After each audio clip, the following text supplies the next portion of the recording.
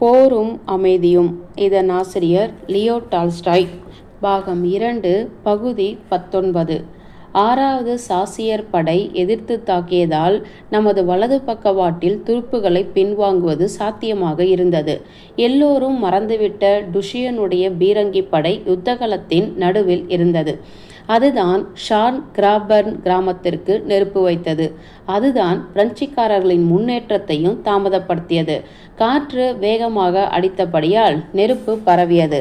அதை அணைப்பதற்கு பிரெஞ்சுக்காரர்கள் வேலை செய்து வந்தபடியால் நமது துருப்புகள் பின்வாங்குவதற்கு அவகாசம் கிடைத்தது. பள்ளத்தாக்கின் மற்றொரு பக்கமான பின்பகுதிக்கு நமது மத்திய பாக துருப்புகள் வேகமாகவும் இரைச்சலோடும் பின்வாங்கின. ஆனால் வெவ்வேறு கம்பெனிகள் குழம்பி கூடி விடவில்லை. நமது இடது பக்கத்து துருப்புகளான அஜோவ், வடால்ஸ்க் தரைப்படைகளும் பாவ்லாகிராட் குதிரைப்படைகளும் லென்ஸ் தலைமையில் உள்ள ஏராளமான பிரெஞ்சு படைகளால் வளைந்து கொள்ளப்பட்டன. அங்கே ஒரே குழப்பமாக இருந்தது. இடது பக்கவாட்டு துருப்புகள் உடனே பின்வாங்க வேண்டுமென்று அந்த கமாண்டருக்கு செர்கோவ் மூலமாக பாக்ரேஷன் சொல்லி அனுப்பினார். தொப்பையிலிருந்து தமது கையை எடுக்காமலே தமது குதிரையை செர்கோவ் திருப்பி பாய்ச்சலில் தட்டிவிட்டார். ஆனால் பாக்ரேஷனை விட்டு அவர் திரும்பியதுமே அவருடைய தைரியம் குறைய ஆரம்பித்தது.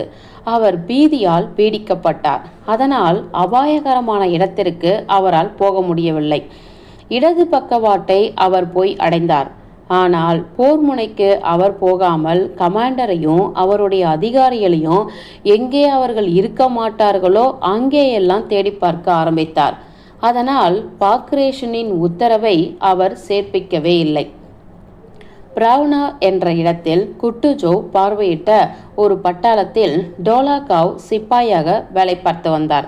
அந்த பட்டாளத்தின் கமாண்டர் தான் இடது பக்கவாட்டு பட்டாளங்களின் கமாண்டர்களில் மூத்தவராக இருந்தபடியால் இடது பக்கவாட்டு தளபதி பொறுப்பு அவரையே சேர்ந்தது.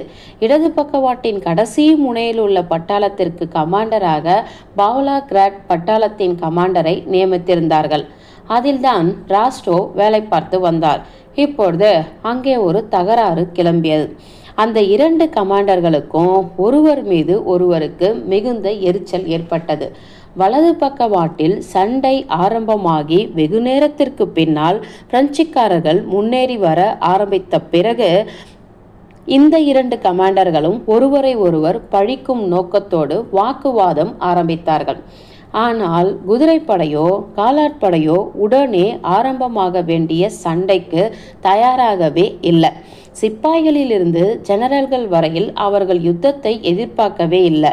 ஆகவே சமாதான கால வேலையாகிய குதிரைகளுக்கு தீனி போடுவது, விறகு வெட்டுவது போன்ற வேலைகளில் ஈடுபட்டிருந்தார்கள். பதவியில் அவர் என்னை விட உயர்ந்தவர் என்று ஒரு ஜெர்மன் குதிரைப்பட கர்னல் முகம் சிவந்தது. தாம் பக்கத்தில் நெருங்கி வந்த உதவியாளரிடம் சொன்னார், அவர் இஷ்டப்படி செய்யட்டும், என்னால் என் குதிரைப்படை வீரர்களை தியாகம் செய்ய முடியாது. எக்காலக்காரனே, வாபஸ் வாங்கும்படி எக்காலம் ஊது என்றார். ஆனால் அவசரமாய் செய்ய வேண்டியது அவசியமாகிவிட்டது.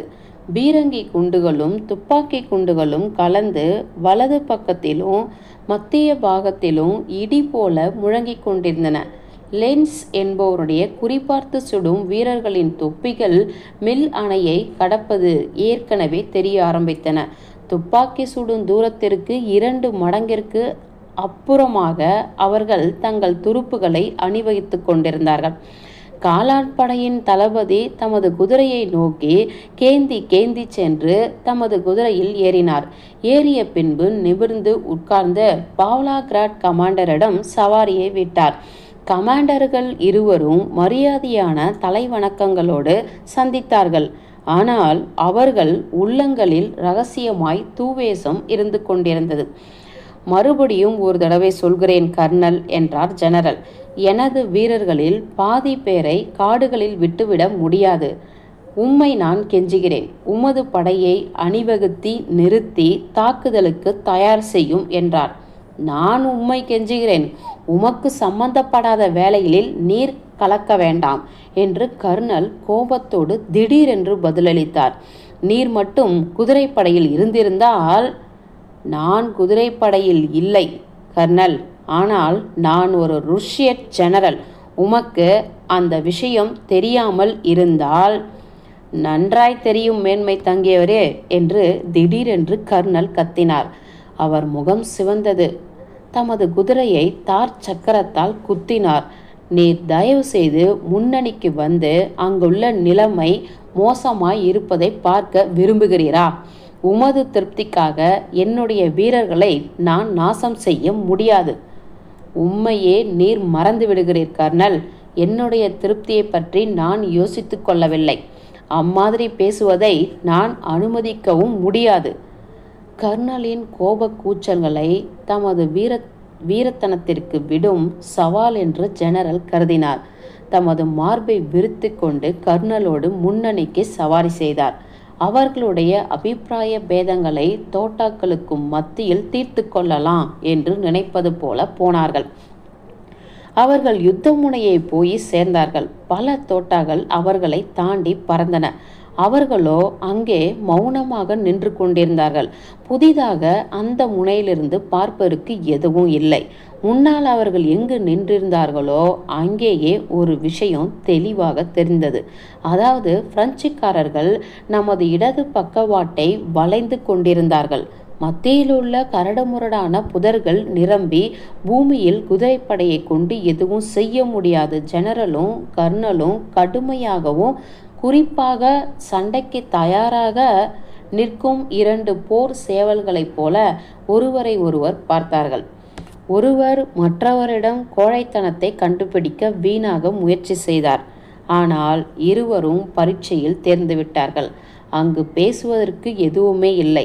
ஆனால் அந்த குண்டு விழும் வட்டாரத்திலிருந்து முதலில் போனவர் இவர்தான் என்று யாரும் தம்மை சொல்லக்கூடாது என்ற நினைப்பில் ஒருவருடைய வீரத்தை இன்னொருவர் சோதிப்பதற்காக வெகுநேரம் அவர்கள் நின்று கொண்டிருப்பார்கள். ஆனால் திடீரென்று தங்களுக்கு பின்னால் உள்ள காடுகளில் துப்பாக்கி சத்தங்களும் கூச்சல்களும் கேட்டன. அந்த சிறிய காட்டில் விறகுகள் பொறுக்கி கொண்டிருந்த வீரர்களை பிரெஞ்சுக்காரர்கள் தாக்கினார்கள்.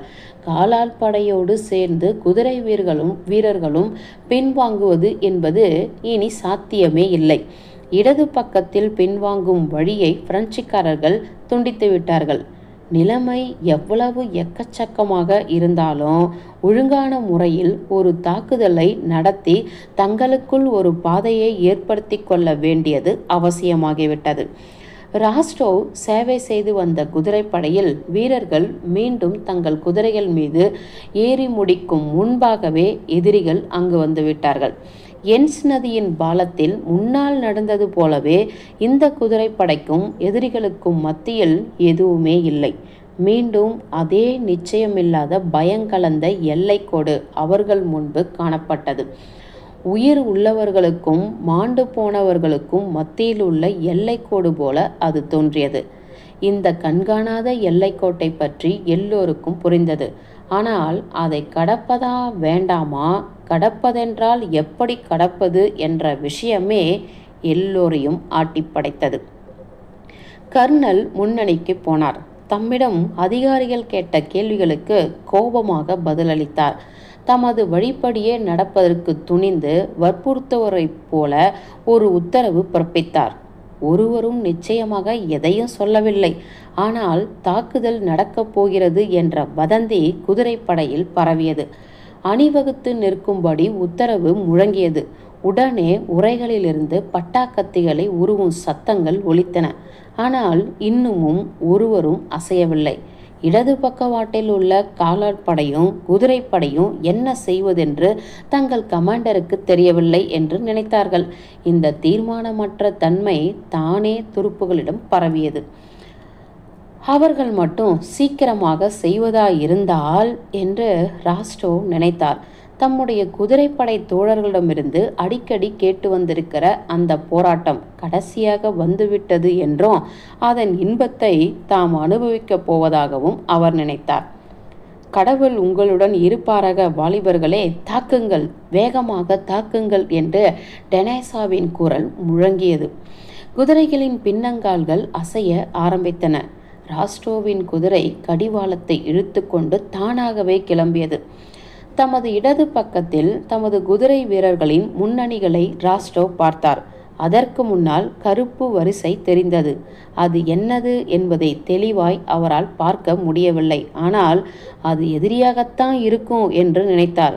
குண்டு சத்தங்கள் கேட்டன, ஆனால் தூரமாய் கேட்டன. வேகமாய் போங்கள் என்ற உத்தரவு ஒலித்தது. பாய்ச்சலில் போகும்போது ராஸ்டோவின் குதிரை பக்கவாட்டுகளில் தோய்வு ஏற்பட்டது போல தோன்றியது. தமது குதிரையின் அசைவுகளை பற்றி ராஸ்டோவ் எதிர்பார்த்திருந்தபடியால் வர வர அவருக்கு குதூகலம் அதிகமாயிற்று. தமக்கு முன்னால் ஒரே ஒரு மரம் நிற்பதை அவர் கண்டார். முன்னால் இந்த மரம் எல்லைக்கோடுகளுக்கு மத்தியில் காணப்பட்ட போது மிகவும் பயங்கரமாக இருந்தது. இப்பொழுது அவர் அந்த எல்லையை கடந்துவிட்டார். பயங்கரமானது எதுவும் அங்கே இல்லை. அது மட்டுமல்ல, ஒவ்வொன்றும் சந்தோஷத்திற்கு மேல் சந்தோஷமாகவும் உற்சாகமாகவும் இருந்தன. ஹோ, அவனை நான் வெட்டி வீழ்த்துவேன் என்று ராஸ்டோவ் நினைத்து தமது பட்டாக்கத்தியின் கைப்பிடியை இறுக்க பிடித்தார். ஜே ஜே என்ற கோஷங்கள் பலமாக கிளம்பின.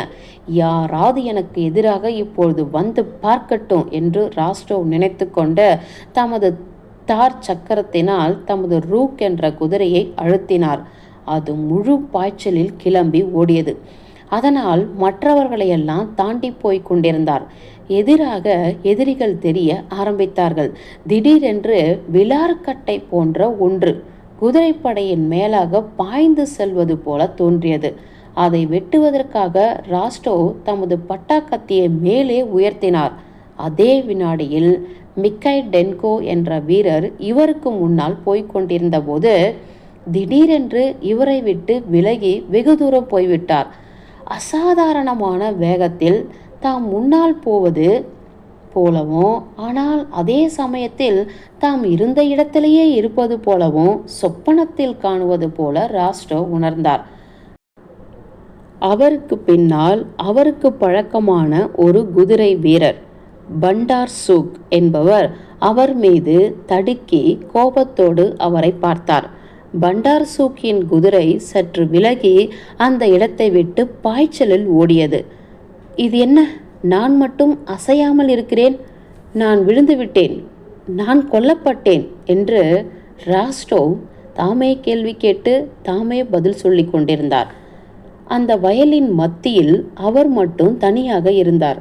ஓடுகிற குதிரைகளையோ குதிரை வீரர்களின் முதுகுகளையோ பார்ப்பதற்கு பதிலாக அசையாத பூமியையும் தம்மை சுற்றிலும் வயலில் இருந்த அரிதாள்களையுமே அவர் கண்டார்.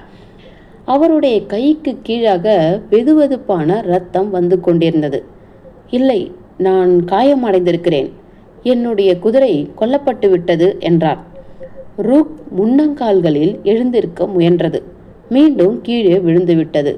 அதில் சவாரி செய்த ராஸ்டோவின் கால் அதன் கீழ் அகப்பட்டு கொண்டிருந்தது. அதனுடைய தலையிலிருந்து இரத்தம் ஒழுகியது. அது போராடி பார்த்தது, ஆனால் எழுந்திருக்க முடியவில்லை. ராஸ்டோவ் எழுந்திருக்க முயன்றார், ஆனால் பின்னால் விழுந்தார். அவருடைய பட்டாக்கத்தியின் கூடு சேணத்தில் மாட்டிக்கொண்டிருந்தது. நமது மனிதர்கள் எங்கே இருக்கிறார்கள், பிரெஞ்சு வீரர்கள் எங்கே இருக்கிறார்கள் என்பது அவருக்கு தெரியவில்லை. பக்கத்தில் ஒருவருமே இல்லை. தமது காலை விடுவித்து கொண்டு எழுந்தார். இருதரப்பு படைகளையும் பிரித்து நின்ற அந்த எல்லைக்கோடு எங்கே, எந்த பக்கத்தில் இருக்கிறது என்று அவர் தாமே கேட்டுக்கொண்டார். பதில் அவருக்கு தெரியாது. எனக்கு மோசமாக ஏதாவது ஏற்பட்டிருக்குமா என்று ஆச்சரியப்பட்டு கொண்டே அவர் எழுந்தார். மறுத்து போன தமது இடது கையிலிருந்து அவசியமில்லாதது ஒன்று தொங்கிக் கொண்டிருப்பதைப் போல அதே வினாடியில் அவர் உணர்ந்தார். தமது மணிக்கட்டு தம்மை சேர்ந்ததல்ல என்பது போல இருந்தது. தமது கையை கவனமாக சோதித்து பார்த்தார். அதில் எங்கே இரத்தம் இருக்கிறது என்பதை கண்டுபிடிக்க முயற்சி செய்தார். பயனில்லை. எங்கே மக்கள் வருகிறார்கள் என்று தம்மை நோக்கி ஓடி வருகிற சிலரை பார்த்து மகிழ்ச்சியோடு நினைத்தார். அவர்கள் எனக்கு உதவி செய்வார்கள். அவர்களுக்கு முன்னால் ஒரு அதிசயமான குல்லாவையும் நீல நிற வெளிர் சட்டையையும் அணிந்த கருட மூக்கோடு கூடிய ஒருவன் வந்து கொண்டிருந்தான். அவனுக்கு பின்னால் இருவரும், அவர்களுக்கு பின்னால் இன்னும் பலரும் ஓடி வந்து கொண்டிருந்தார்கள். அவர்களில் ஒருவன் விசித்திரமாக எதையோ சொன்னான். ஆனால் ருஷ்ய மொழியில் பேசவில்லை. இவர்களுக்கு பின்னால் ஒரு ருஷ்ய குதிரை வீரன் காணப்பட்டான். அவனுடைய கைகளை பற்றியிருந்தார்கள். அவனுடைய குதிரையை அவனுக்கு பின்னால் நடத்தி வந்தார்கள். அவன் நம்மவர்களில் ஒருவனாய் இருக்க வேண்டும். இப்பொழுது ஒரு கைதி. ஆம், என்னையும் கூட அவர்கள் பற்றி கொண்டு போவார்கள். இந்த மனிதர்கள் யார்? இம்மாதிரியாக தமது கண்களையே நம்பாமல் ராஸ்டோவ் மனதில் எண்ணினார். அவர்கள் பிரெஞ்சுக்காரராய் இருப்பார்களோ? நெருங்கி வந்து கொண்டிருந்த பிரெஞ்சுக்காரர்களை அவர் பார்த்தார். ஒரு வினாடிக்கு முன்பாக அவர்களை பிடித்து அவர்களை துண்டு துண்டாக வெட்டிவிட வேண்டும் என்று குதிரை மீது பாய்ந்து போனார். ஆனால் அவர்கள் இப்பொழுது தம்மை நெருங்கும்போது அவருக்கு பயங்கரமாக இருந்தது. தமது கண்களையே நம்ப முடியவில்லை. அவர்கள் யார்? அவர்கள் ஏன் ஓடுகிறார்கள்? என்னிடம் ஓடி வருவதாக இருக்குமோ? அப்படியானால் ஏன்? என்னை கொல்லவா? என்னை ஒவ்வொருவரும் பிரியமாய் நேசித்தார்களே, என்னையா? அச்சமயம் தம் மீது தமது தாய்க்குள்ள அன்பையும் தமது குடும்பத்தினுடைய நண்பர்களுடைய அனைவருடைய அன்பையும் நினைவு கூர்ந்தார். ஆகவே தம்மை கொல்ல எதிரி நினைப்பது அசாத்தியமான காரியம் என்று அவருக்கு தோன்றியது. ஆனால் ஒருவேளை அவர்கள் செய்தாலும் செய்யலாம். 10 வினாடிகளுக்கு மேலாக அப்பொழுதுள்ள நிலைமையோ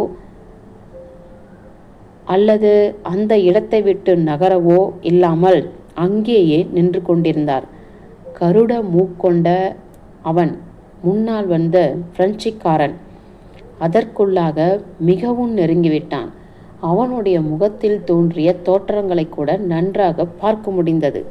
அந்த பரபரப்படைந்த அந்நிய முகத்தோற்றம் உள்ள அந்த மனிதன் தனது துப்பாக்கி சனியினை கீழே தொங்கவிட்டு மூச்சை பிடித்து கொண்டு எளிதாய் ஓடி வந்தது ராஸ்டோவை பயமுறுத்திவிட்டது. தமது கை துப்பாக்கியை கையில் பற்றி வந்தவனை பார்த்து சுடாமல் அவன் மீது வீசி எறிந்து தமது பலங்கொண்ட மட்டும் புதர்களை பார்த்து ஓடினார். அவர் இப்பொழுது ஓடிய போது என்ஸ் பாலத்தில் அவர் இருந்த காலத்தில் அவருக்கு ஏற்பட்ட சந்தேகத்தோடு மனக்குழப்பத்தோடு ஓடவில்லை.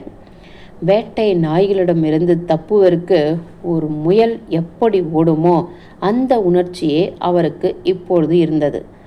தமது இளமையான சந்தோஷமான வாழ்க்கைக்கு ஏற்பட்ட பீதி ஒன்றுதான். அந்த ஒரே உள் உணர்ச்சிதான் அவரை முழுவதும் பற்றியிருந்தது. வயலுக்கு குறுக்காக மேடு பள்ளங்களை தாவி வேகமாக ஓடினார். பிடியாட்களில் அவர் காட்டி வந்த ஓடும் திறமையைப் போலவே இங்கேயும் காட்டினார். இடையிடையே அவருடைய நல்ல குணம் கொண்ட வெளிரிய இளமையான முகம் திரும்பி திரும்பி பார்த்தது. அவர் உடல் பீதியால் நடுக்கம் கொண்டது. இல்லை, திரும்பி பார்க்காமல் இருப்பது நல்லது என்று அவர் நினைத்தார். ஆனால் புதர்களை போய் அடைந்ததும் மற்றும் ஒரு முறை திரும்பி பார்த்தார். பிரெஞ்சுக்காரர்கள் பின் தங்கிவிட்டார்கள். அவர் திரும்பி பார்த்தபோது முதலில் ஓடி வந்த மனிதன் தனது ஓட்டத்தை விட்டு சாதாரண நடையில் நடந்தான். அவன் திரும்பிய தூரத்தில் உள்ள தனது தோழனுக்கு எதையோ உரக்க கூவிக்கொண்டிருந்தான். ராஸ்டோவ் தயங்கினார். இல்லை, இது ஏதோ ஒரு தவறு நேர்ந்திருக்கிறது. என்னை கொல்லுவதற்கு அவர்கள் விரும்பியிருக்க மாட்டார்கள் என்று நினைத்தார். அதே சமயம் அவருடைய இடது கை 5 ஸ்டோன் பாரத்தை கட்டி தொங்கவிட்டது போல கனத்தது. அவரால் இனி ஓட முடியாது. பிரெஞ்சுக்காரனும் நின்று குறிப்பார்த்தான். ராஸ்டோவ் கண்களை மூடிக்கொண்டு கீழே குனிந்தார். முதலில் ஒரு தோட்டாவும் பின்னால் ஒரு தோட்டாவுமாக அவரை கடந்து சென்றன. அவருடைய பலம் முழுவதையும் ஒன்று திரட்டி இடது கையை வலது கையால் பிடித்து கொண்டு புதர்களிடம் போய் சேர்ந்தார். அந்த புதர்களுக்கு பின்னால் குறி தவறாமல் சுடக்கூடிய ருஷ்ய சிப்பாய்கள் பதுங்கியிருந்தார்கள். பகுதி 19 முடிந்தது.